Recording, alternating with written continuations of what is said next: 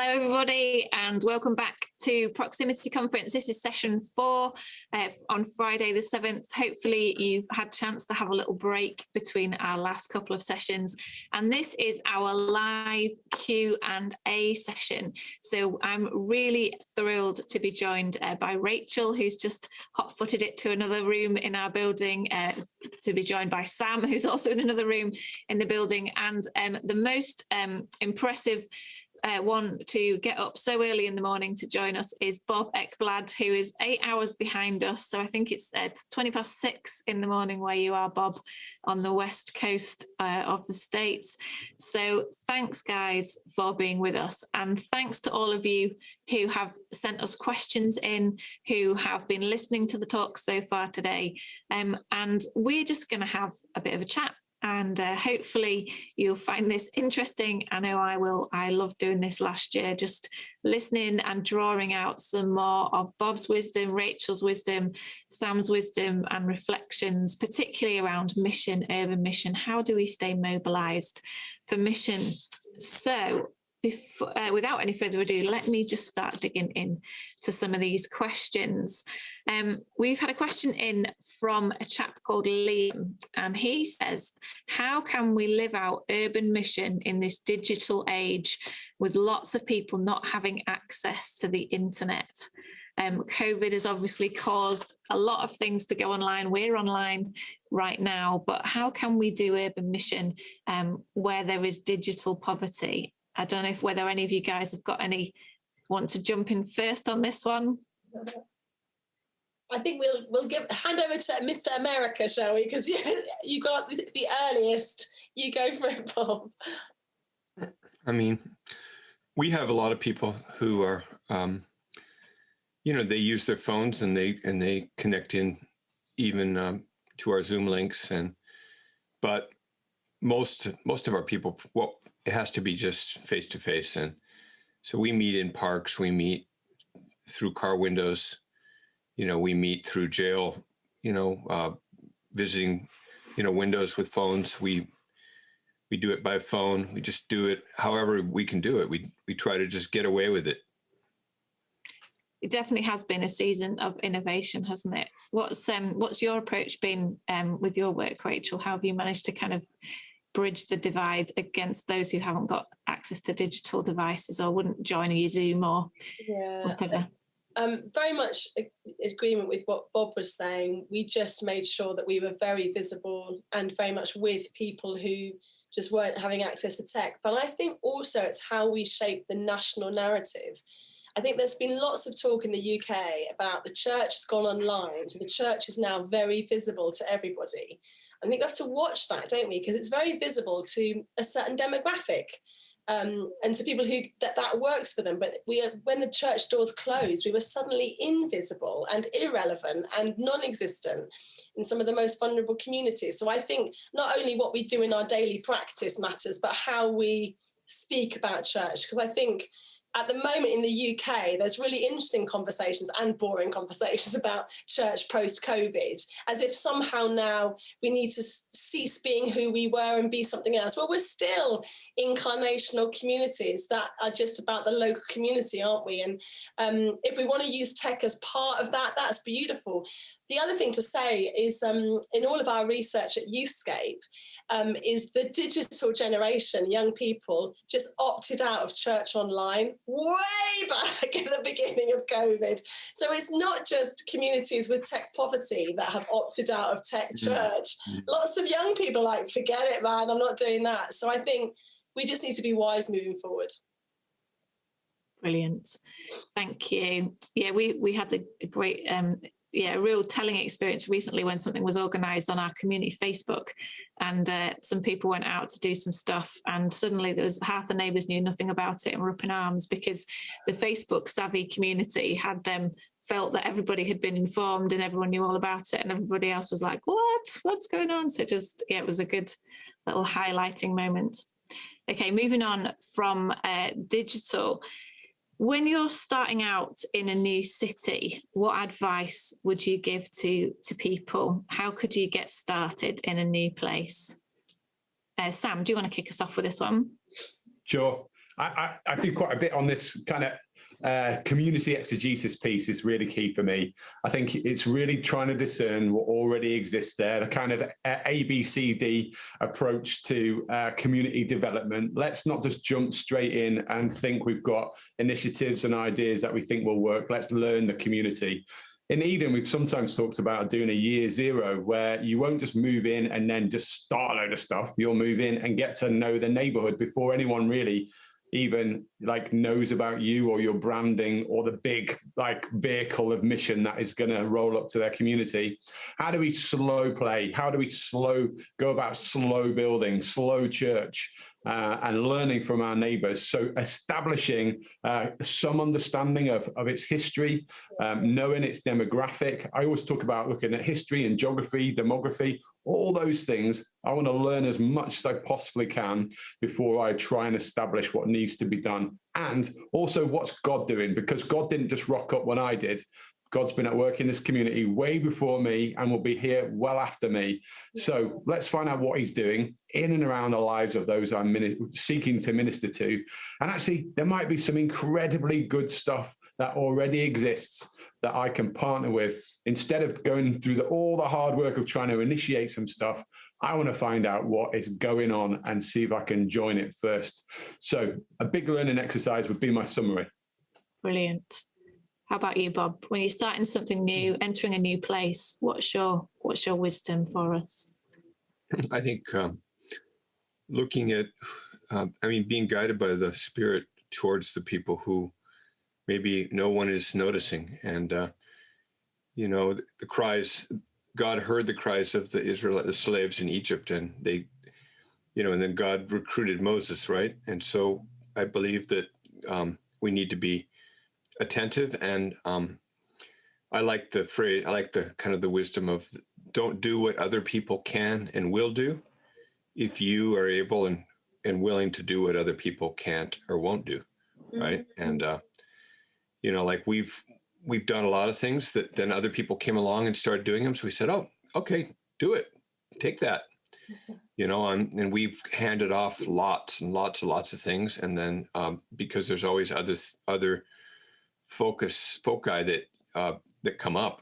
And so I think we need to be changing all the time based on what, and not get stuck in the past.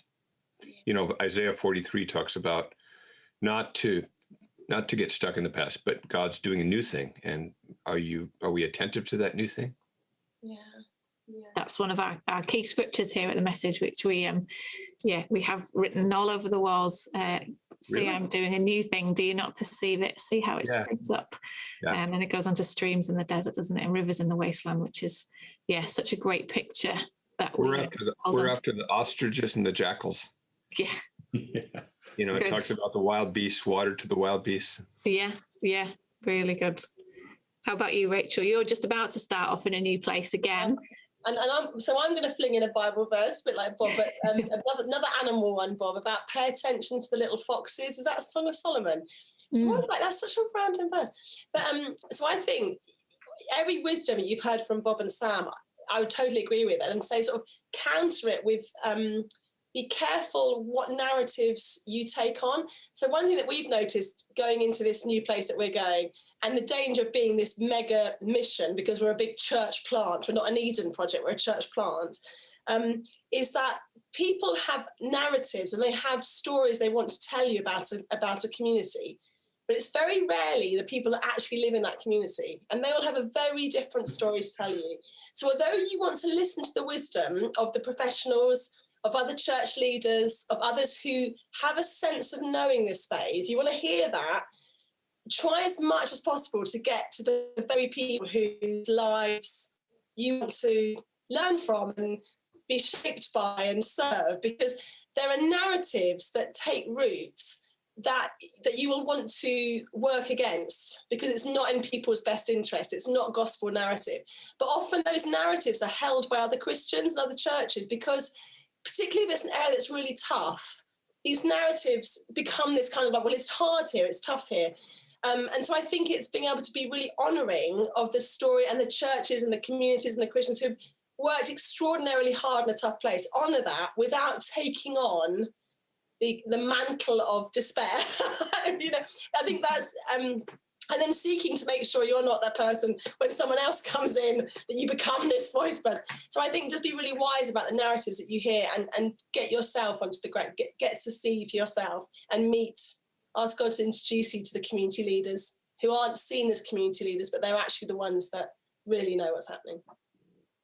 That's so good. I think so much of what we see is informed by the press, is informed by bias, is informed by Google. If you Google your community, you'll find all the tabloid stories or other narratives. And yet we've got a different perspective that we adopt as Christians, a kingdom perspective, which sees value where the world does not place value, which sees blessing where the world sees curses. And so to hang on to that kingdom mindset is super important and a challenge sometimes when it is tough. I was also praying with a friend recently, and he reminded me of the story of Ruth. He was talking about how Ruth was gleaning at the margins of the field because that harvest had been left for her. And in Luke 10, chapter 2, it says, Luke chapter 10, verse 2, it says, the harvest is plentiful. And actually, there is a plentiful harvest on the margins. It's just finding the right workers and going in there. And I just found that such a great encouragement, because we slip into this narrative of it's tough, it's rough, it's hard. But actually, God's there and he's doing some stuff. And that's really, I just found that super encouraging. And I was like, yes, I want to go again, because it's true. Can I just butt in there? It's like, so the church that we're planting into is right down in the valley. It's on a housing estate, and it's sort of held in this valley. And there's a very steep road that you can drive down to it. And during the second lockdown, I thought I'm going to volunteer to be a COVID tester in the local high school to the church. I'll just volunteer myself, and how amazing. I'll get to meet all these teenagers and tell them to ram a swab up their nose and down their throat. What a great way to meet them. So I was like, well, I'm going to be doing this for 3 months. Like every day I'm going to drive in and I'm going to intercede. I'm going to pray for Blackburn. How good am I? I'm going to intercede.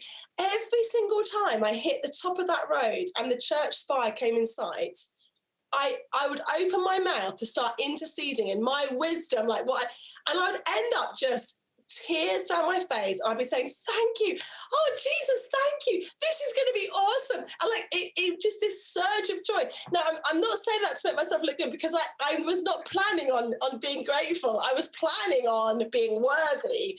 But it's just really interesting how every time I've done that, it ends up being, wow, what an amazing gift. Thank you, God. Thank you, God. And I wonder almost if it's slightly, when we're serving in areas where the narrative is, who would want to come here?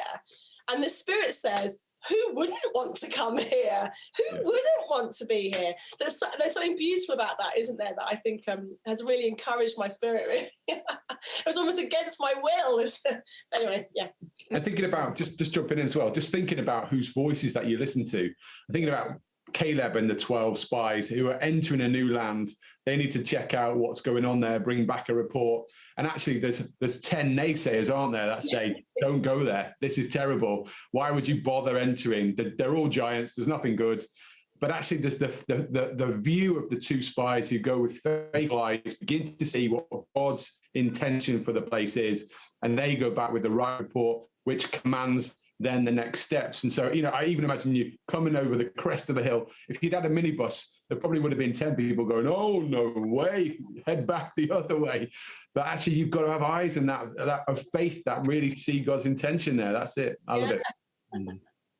Cool. Just to kind of follow on from that, we got a question that came in which said, do you need to actually live in a community to truly understand that community's needs? What do you guys reckon?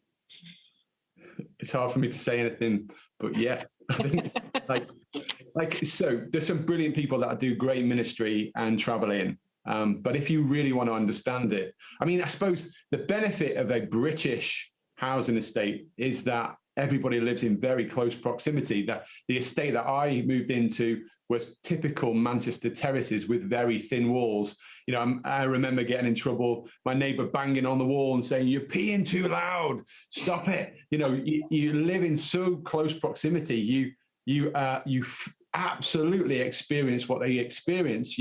where they face injustice, you face the same injustices. When there's difficulty on the street, you encounter those things. It's not exactly the same. I recognize that so much of my privilege, again, that was helpful from Bob today, talking around privilege. I can't escape that in many ways, as much as I try and empty myself.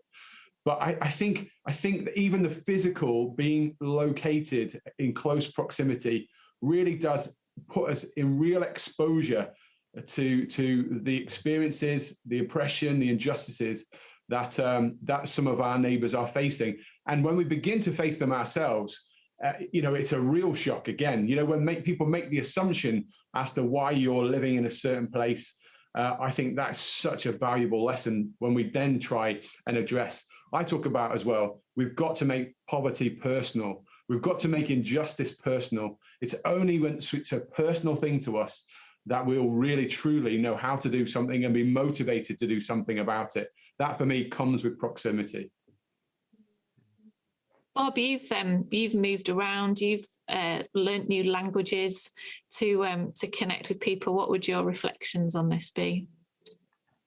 I think we need to be, people need to be able to find us, and there needs to be, we need to be available enough.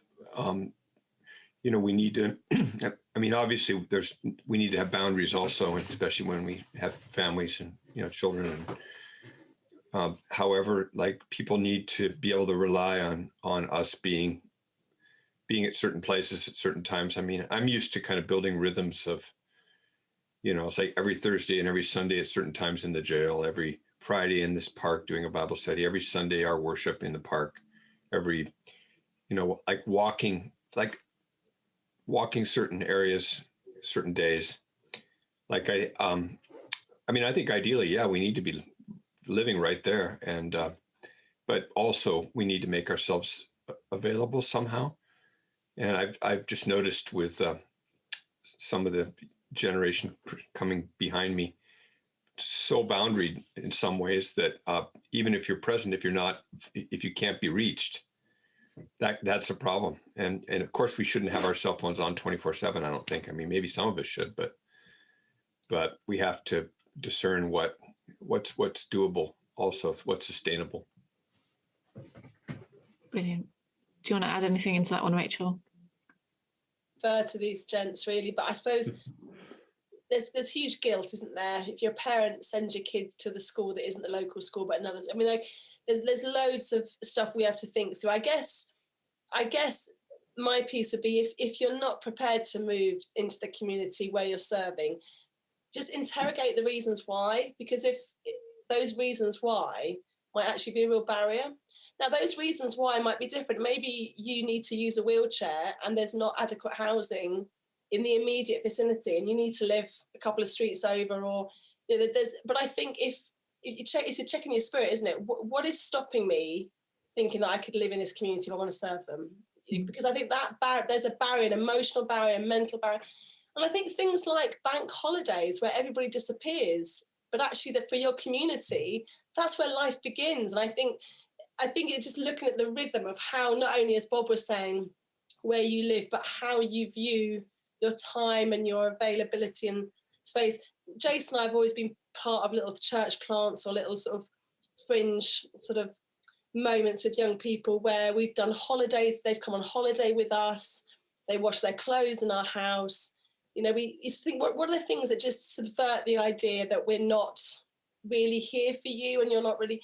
So I think just finding those moments that make someone go, oh, because I was quite shocked when I came north that people are super friendly, but I had to arrange a time to go and visit them.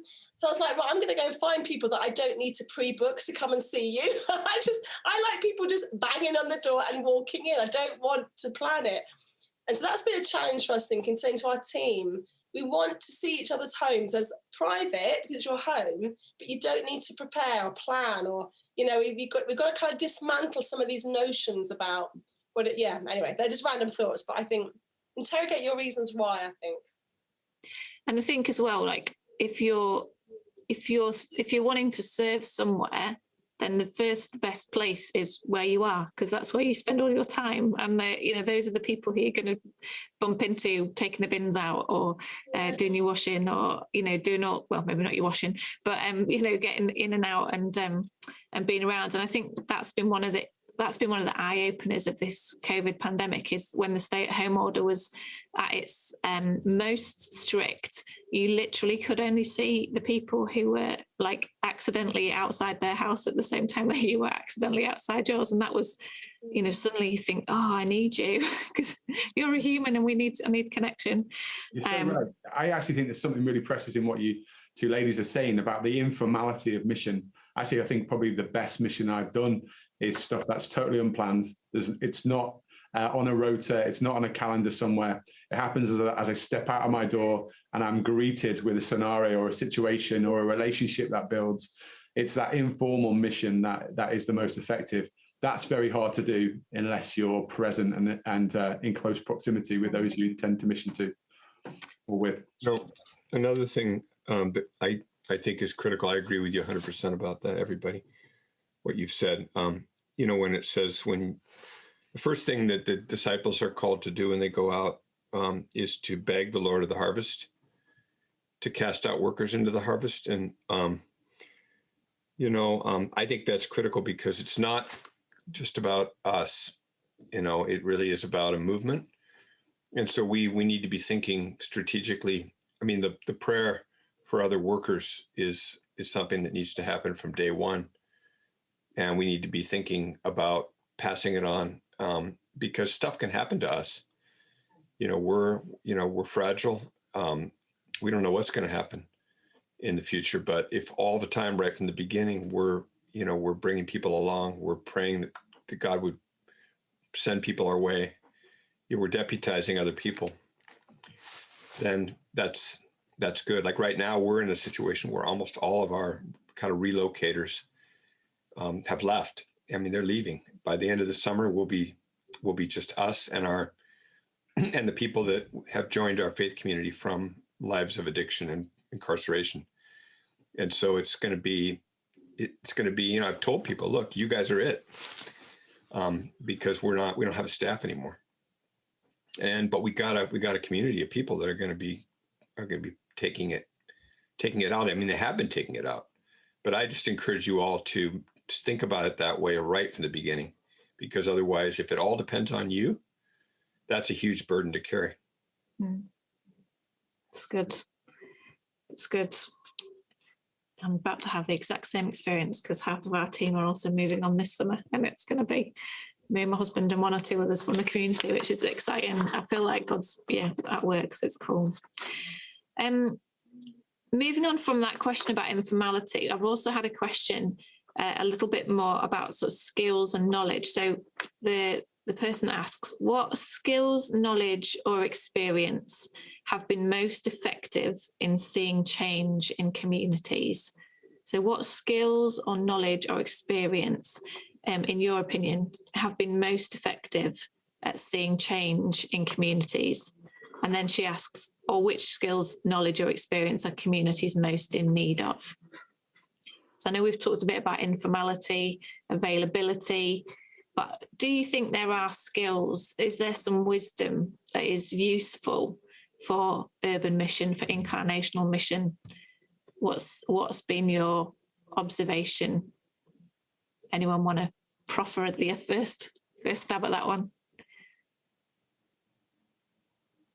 I'll jump in, and then you guys can all disagree with that. Well done. This is a really tricky one, isn't it? Because so we're bringing a team with us to Blackburn, and the team that we're bringing, we're prioritising women and men who are consistent, who will show up and be available. They won't be flaky, who are prayerful, who will pray, who will, humble hearts.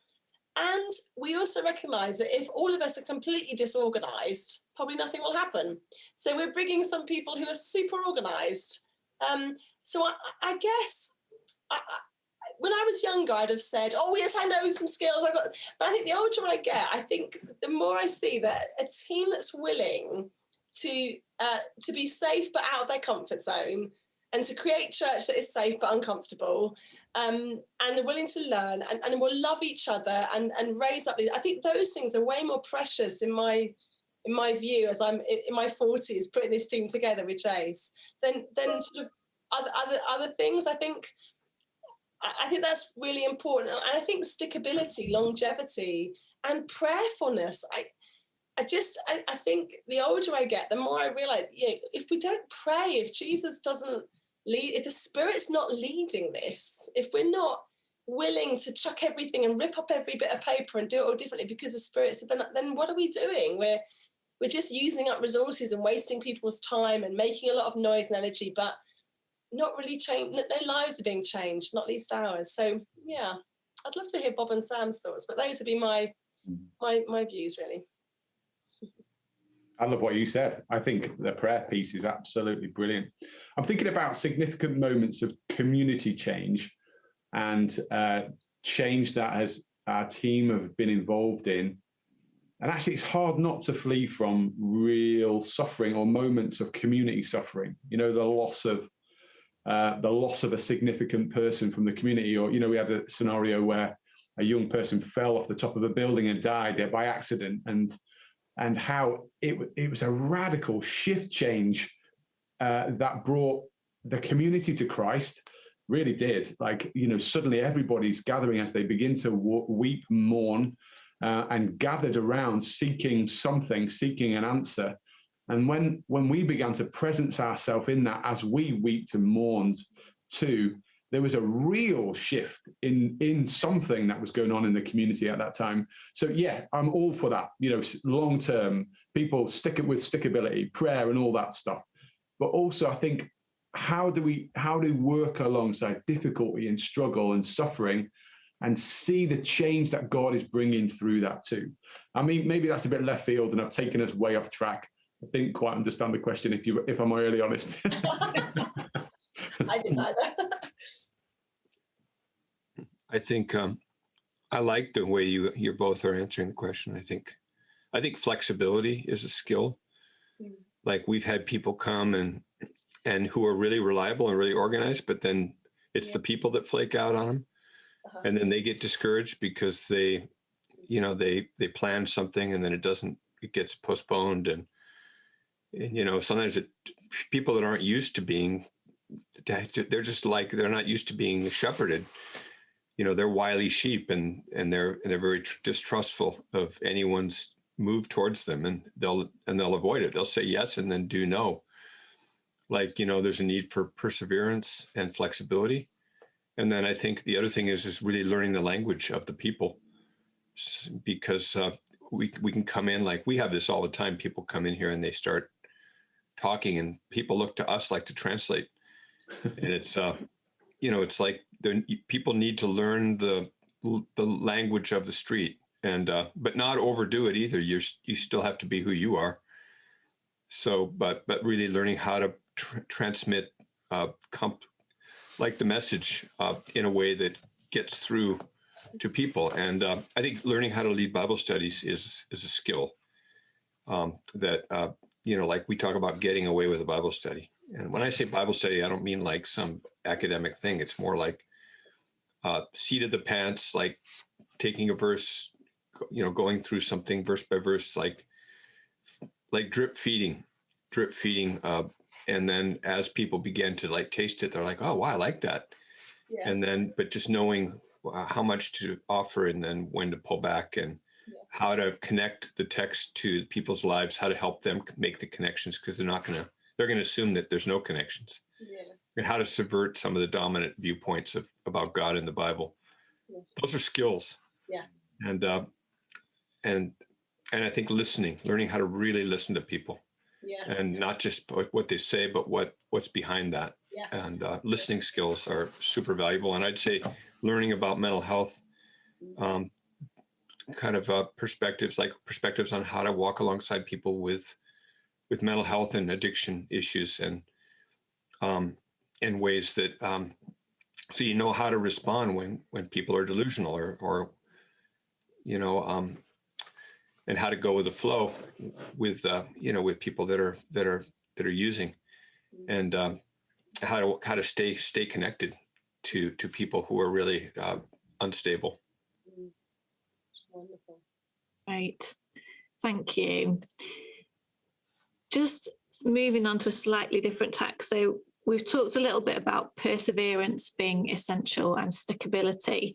And the question that's come in is, how do you stay encouraged for the long haul? I know we've talked about this a little bit in one of our sessions, but this person's put, especially in the context of seeing rich churches or bigger churches growing, and those churches in needy areas really struggling for people, for resources. Like, how do you stay encouraged if you're drawn to the margins, you feel like everybody else is not? How do you deal with that slight kind of, not slight, but that reality, I think, when it comes to resource distribution, when it comes to the church or society as a whole? Bob, do you want to jump in on that one? Yeah, we have that happening. Like we have some churches here that have just ignored all the COVID stuff, and they've just broken.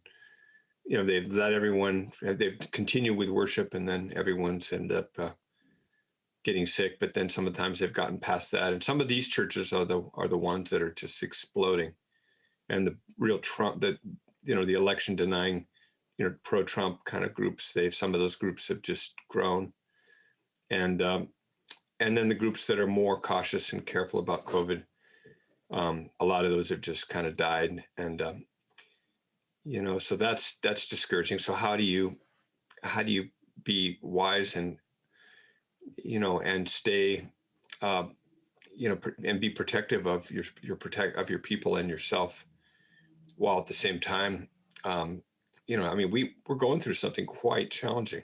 This is like an unprecedented. Everyone says unprecedented. It is unprecedented. And I think really like being guided by the Holy Spirit to know what relationships are the highest priority ones, and to who's open, who are the ones who God's given you to pour into. And it can be just small is fine. Sometimes we can just get overwhelmed by the smallness. Underwhelmed, where we feel overwhelmed in the sense that we're discouraged. But we've seen, we've done many small. We've had, what does it say? Don't despise the small beginnings. And Jesus ended up, 12, but then he ended up just himself, because everyone fled, and he died.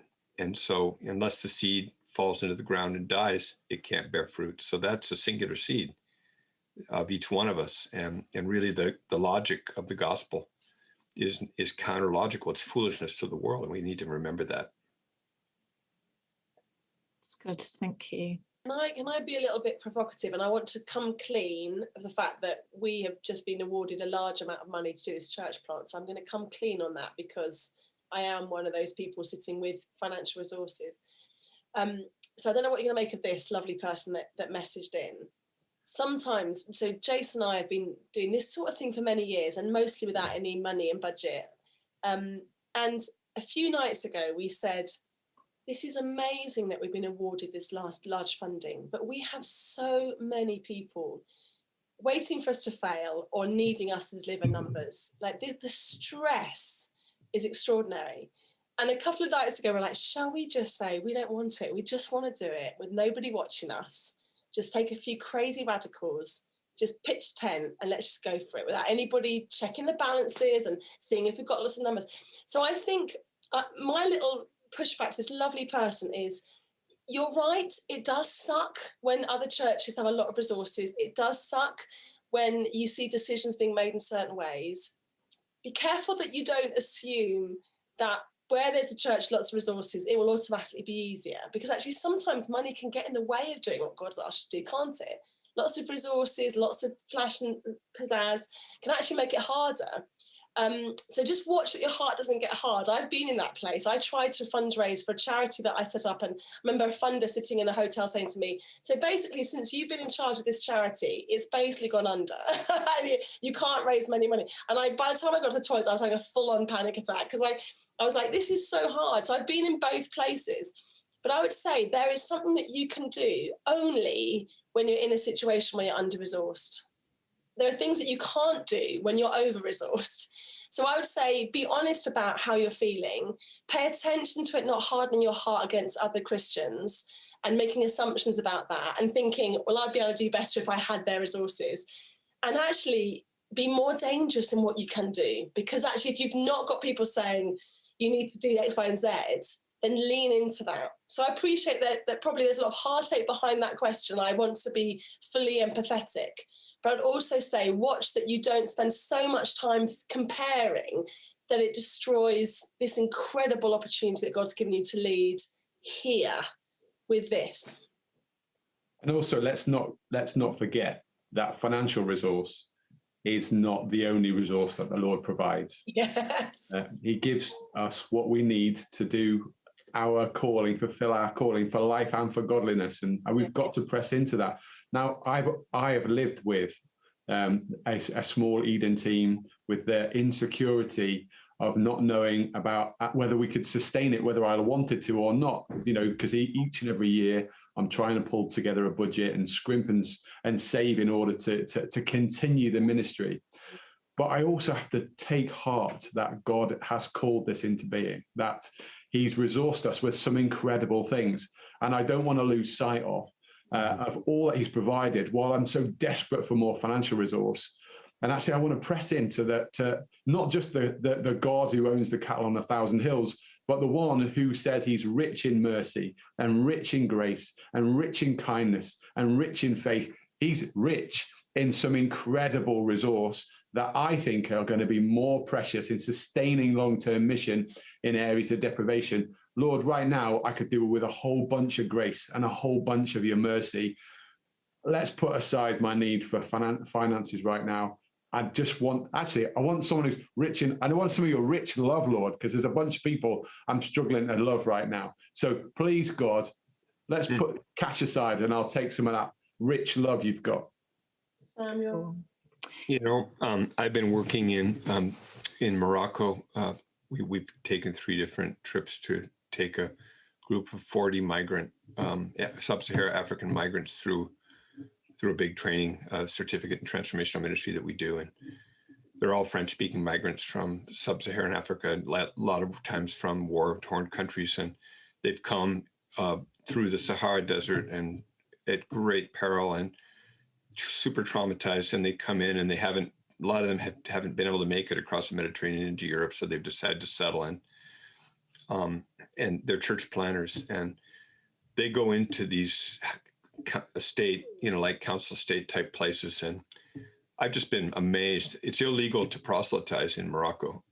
But these church planters, they don't have any money except whatever they're able to pull together from just whatever side jobs they can do. And they're doing it all under the radar. And they got to board up their windows so that the neighbors aren't bothered by the worshiping. But I mean, there's a vibrant worshiping communities all throughout Morocco of these that are led by these people that aren't even legally present there. Or some of them are barely legal. They're just clinging to the clinging. I mean, they're just so marginalized, but like flourishing, and they don't have the money. And I feel like money is a big barrier. Actually, it's of course we need funding, but money just gives you an opportunity to make way more mistakes that you wouldn't be able to afford to make if you didn't have it. Yeah. Good. I mean, that's the downside of being well-funded, because I've had that too. Yeah. So we are coming to the end of our Q&A session, and as much as I would love to just keep chatting with you all afternoon, we have kind of said that we'll finish around 3, but I just wondered, before we finish, have you guys got sort of one thing that you'd like to just say at the end of the day to people who are watching? Maybe it's an encouragement, maybe it's a thought, maybe, well, I don't know what it might be. I haven't prepped you for it, but I just felt to ask, like, what's your one closing thought at the end of our conference day today when we're talking about being mobilized for mission? What would you like to leave us with? Rachel, would you like to go first? Well, thank you. I feel like I've learned so much from Sam and Bob, and I felt I was quite hard in that last answer. So forgive me, dear person that asked the question. I felt conflicted about that. It was me, don't worry. Was it your question? It's church plants. I think the unprecedented word, I'm going to use that again. Like I'm a youth worker. That's my thing. We are back at ground zero. And this is an opportunity for the whole church to say intergenerational youth ministry, urban mission, being all these things that have been so much seen on the fringes of mainstream church. Many of these voices, your voice is a voice that the whole church needs to hear. So I would encourage you to serve faithfully in your immediate area, but maybe seek God as to whether there are times that he'll give you a platform to share a bit broader, to be that prophetic voice to the whole church. As church leaders right now, we open their doors and say, where are our community? We're not reaching the poor. We're not reaching young people. We're not reaching the LGBTQ community. We're not reaching the addicted community. They're suddenly realizing all the people that aren't there. And actually, you are going to be some of those leaders that will have the prophetic insight and the pioneering heart to speak not just into Eden, but beyond and further afield. And if you don't see yourself as that person, you're probably the right person for it, actually. So, yeah, that'd be my encouragement. Sam, do you have anything you want to add? I would just say the thing that keeps buzzing around my mind all day listening to these wonderful communicators has just been trust the Lord. I think it might have been the word to me that I just pass on to you. Just trust me, trust me, trust. That's what the Lord says. Trust what I'm doing, trust how I work, keep going, and trust me. I think that's all I'd offer. And Bob, what about you? Yes, I agree about trust. I agree with what Rachel said. I think also, to me, the Matthew 6:33, don't worry about what you eat, drink, or put on. Don't worry, but seek first the kingdom of God and his righteousness, and all these things will be added to you. And what seeking the kingdom is about, also learning how to receive for yourself and not being guilty about being a receiver. Like, I think we need to make sure that we're well fed with the heavenly, like revelation, wisdom.